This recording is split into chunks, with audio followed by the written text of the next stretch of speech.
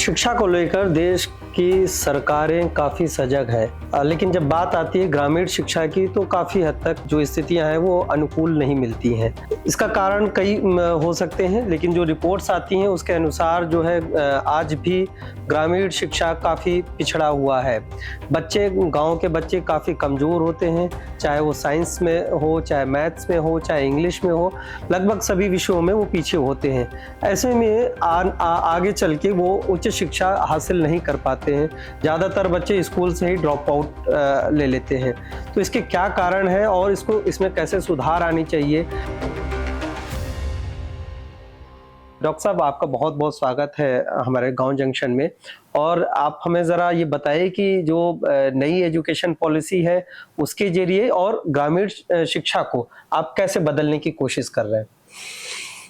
सबसे पहले तो आपका बहुत बहुत धन्यवाद।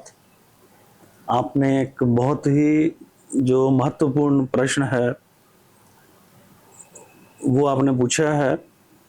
आपने राष्ट्रीय शिक्षा नीति 2020 की बात करी है, तो हम वहीं से शुरुआत करते हैं।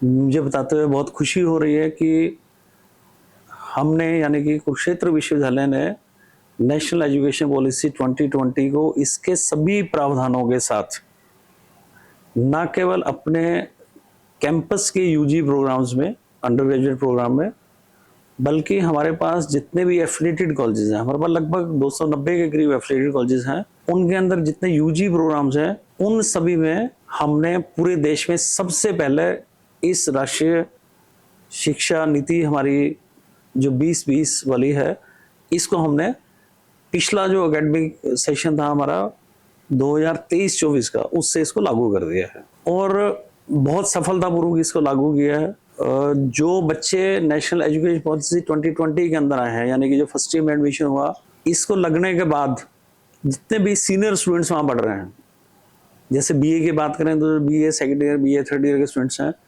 उन सब ने भी डिमांड करनी शुरू करी है कि ये जो फायदे नेशनल एजुकेशन पॉलिसी 2020 के तहत हमारे जूनियर स्टूडेंट्स को हो रहे हैं वो हमारे को भी मिलने चाहिए। यानी कि इसका रिस्पॉन्स बच्चों के अंदर बहुत अच्छा है। और मुझे लगता है कि ये जो आपने क्वेश्चन रेज किया कि हमारे जो रूरल एरियाज के स्टूडेंट्स हैं उन सबको इस राष्ट्रीय शिक्षा नीति से किस तरह से फायदा मिल सकता है। आपने कहा कि बच्चे हमारे जो रूरल एरियाज के हैं काफ़ी हद तक वो ड्रॉप आउट हो जाते हैं, बिल्कुल ठीक बात है।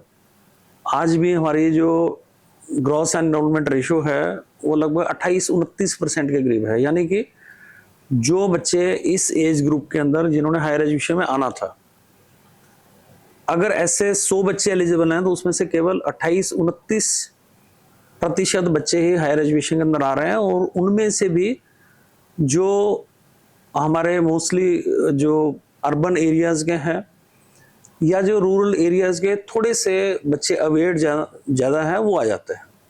तो यानी कि ड्रॉप आउट भी एक इशू है इसके अंदर। जो हमारे रूरल एरियाज के स्टूडेंट्स हैं, अगर हम इंटेलिजेंस की बात करें, जो रियल इंटेलिजेंस है, जो नेचुरल उनके अंदर इंटेलिजेंस है, वो कहीं ज़्यादा है रूरल एरियाज के बच्चों में एज कम्पेयर टू जो हमारे बच्चे सिटीज़ या टाउन से आते हैं। आज भी मेरे विश्वविद्यालय के अंदर ऐसे सभी विषय जहाँ पर थोड़ी सी आपको मेहनत करनी पड़ती है, जैसे मैं फाइन आर्ट्स की बात करूं, बच्चा पेंटिंग करता है तो काफी देर तक उसको एक फिजिकल मेहनत भी करनी पड़ती है। अगर हम म्यूजिक की बात करें तो म्यूजिक में ही मैं देखता हूं कि हमारे गांव वाले बच्चे बहुत अच्छे हैं।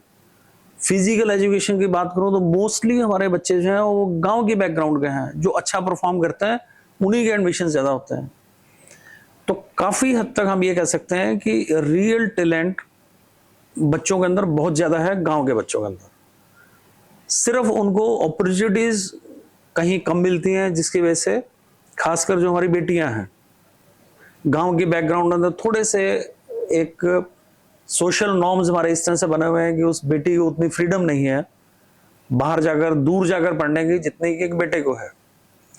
इन सब के बावजूद भी अभी ऑफ लेट मैं आपको बताऊं कि हमारे कुरुक्षेत्र विश्वविद्यालय में इस समय ओवरऑल स्टूडेंट में से 55% गर्ल्स हैं। और जो हमारे साइंस के सब्जेक्ट्स हैं, साइंस के सब्जेक्ट में तो 80 से 90% तक गर्ल्स हैं। और अगर मैं यूनिवर्सिटी की मेरिट की बात करूं अक्रॉस ऑल स्ट्रीम्स। हमारे जितने भी यूनिवर्सिटी की मेरिट है, अगर मैं 10 गोल्ड मेडल दे रहा हूँ तो 10 में से 9 गोल्ड मेडल हमारी बेटियों को जा रहे हैं। लगभग 80 to 90% मेरिट, जो 75% प्लस वाली मेरिट है, उसके अंदर हमारी बेटियां हैं।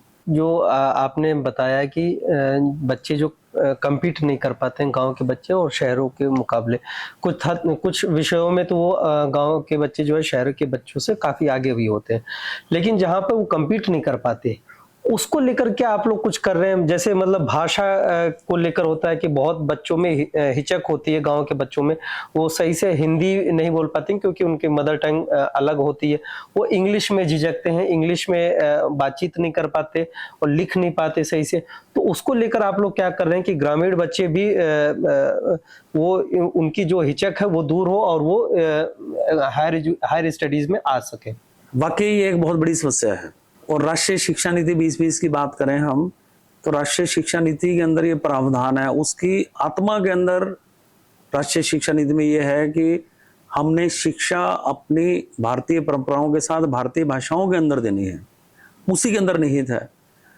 तो इसी को देखते हुए हमने लगभग 2 साल पहले ही हमारे विश्वविद्यालय के जितने भी एकेडमिक प्रोग्राम्स हैं across all streams including engineering, law, management, हमने ये सुविधा अपने स्टूडेंट्स को दी है कि वो चाहें तो अपने एग्जाम के आंसर्स, जो उनका क्वेश्चन पेपर है उसको बाइलिंगुअल कर दिया है, हिंदी इंग्लिश दोनों के अंदर आएगा, और वो अपने आंसर्स को हिंदी में भी लिख सकते हैं। मतलब इंग्लिश में पेपर है और अगर वो हिंदी में लिखना चाहता है, क्वेश्चन पेपर हिंदी में भी छपा हुआ है, इंग्लिश में भी छपा हुआ है, ये उसकी चॉइस है। अगर वो चाहे तो इंग्लिश में जवाब दे सकता है, अगर वो चाहे तो हिंदी में जवाब दे सकता है। तो ये आगे चल के उनको बच्चे को दिक्कत नहीं होगी रोजगार में? या फिर कई बार होता है कि भाई मान लीजिए इंजीनियरिंग बैकग्राउंड का बच्चा है तो वो हिंदी में लिखता है, तो आगे चल के उसको दिक्कत नहीं होगी? देखिए, ये केवल एक सोच का फर्क है। अगर आप जितनी भी कंट्रीज के एग्जाम्पल लें, चाइना में आप जाएंगे तो you'll find hardly anybody knowing English. हमारे यहाँ पे जो 5वीं क्लास का बच्चा जाता है इंग्लिश, वहाँ पर उनका जो मोस्ट एजुकेटेड पर्सन है वो भी इंग्लिश उतनी नहीं जानता है। आप किसी भी शोरूम पे जाएंगे जो वहाँ पर टाई लगाकर लोग सेल्समैन खड़े हुए हैं, वो इंग्लिश के अंदर कोई प्राइस भी नहीं बता पाते। आप कहीं पर जाना चाहें और ये पूछें कि वो फला फला होटल कहाँ पर है, आप इंग्लिश में पूछेंगे, आपको जवाब नहीं मिलेगा। यानी कि चाइना अगर हमारे से आज की डेट में ज़्यादा एडवांस्ड है, उनकी मैन्युफैक्चरिंग कहीं ज़्यादा अच्छी है, टेक्नोलॉजी में हमारे से बहुत आगे हैं, तो इसका मतलब वो केवल चाइनीज़ लैंग्वेज के अंदर पढ़ के ही आज इस लेवल पे पहुंचे हैं। इसी तरह से अगर हम यूरोप के देशों की बात करें, आप फ्रांस की बात करें, आप जर्मनी की बात करें, आप यूएसएसआर की बात करें, तो आप देखेंगे ये सारे के सारे लोग अपनी लैंग्वेज को ही प्रेफरेंस देते हैं, अपनी लैंग्वेज में बात करते हैं, अपनी लैंग्वेज में बोलते हैं। हाँ, ये ठीक है कि इंग्लिश पढ़ने में भी कोई रुकावट नहीं है, और वही चीज़ हमारी NEP 2020 भी कह रही है कि आप अपनी भाषाओं में पढ़ने की सुविधा दीजिए, इंग्लिश के ऊपर कोई रुकावट नहीं है। जो बच्चा इंग्लिश सीखना चाहता है, किसी को लगता है कि मेरा करियर बाहर जाने में ज़्यादा अच्छा है, तो इंग्लिश सीख सकता है, उसमें कोई रुकावट नहीं है। इसी से एक और सवाल उठता है, परंतु आप ये देखें कि हमारे बाहर जाने वाले बच्चों का परसेंटेज तो बहुत कम है ना। अगर 10% लोग बाहर जा रहे हैं तो 90% तो अपने देश में रह रहे हैं, अपने देश के अंदर अपनी भाषा के अंदर काम करके वो काम चला सकता है। हम चाइना और जर्मनी और फ्रांस की बात करते हैं, वहाँ तो वहाँ की लोकल लैंग्वेज एक होती है। हमारे यहाँ तो बहुभाषी लोग हैं, मतलब उत्तर भारत में हिंदी ज़्यादा बोली जाती है, उधर महाराष्ट्र की तरफ मराठी, दक्षिण की तरफ चल जाएंगे तो तमिल, तेलुगु, अन्य कन्नड़, अन्य भाषाओं में लोग होते हैं।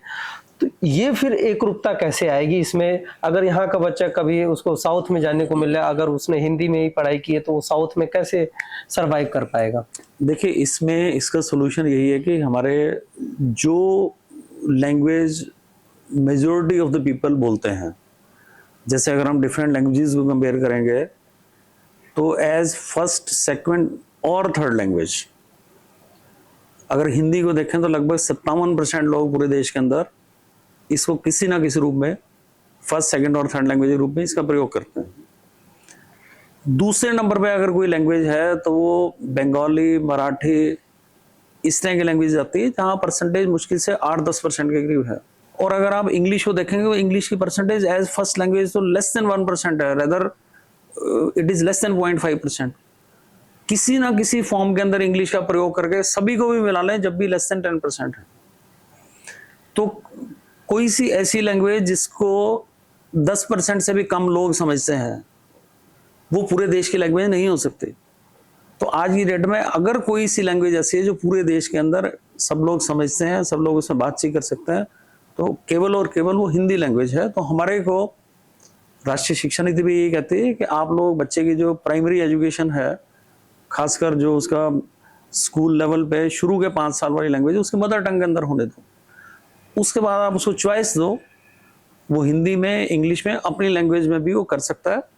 हायर एजुकेशन के अंदर अगर आप उसको फिर लैंग्वेज की चॉइस दो, जैसे हमने अपने यहाँ पर अभी NEP 2020 के अंदर जो चॉइसेस यहाँ पर बच्चों को दी है, वो इंग्लिश है, हिंदी है, पंजाबी है, संस्कृत है।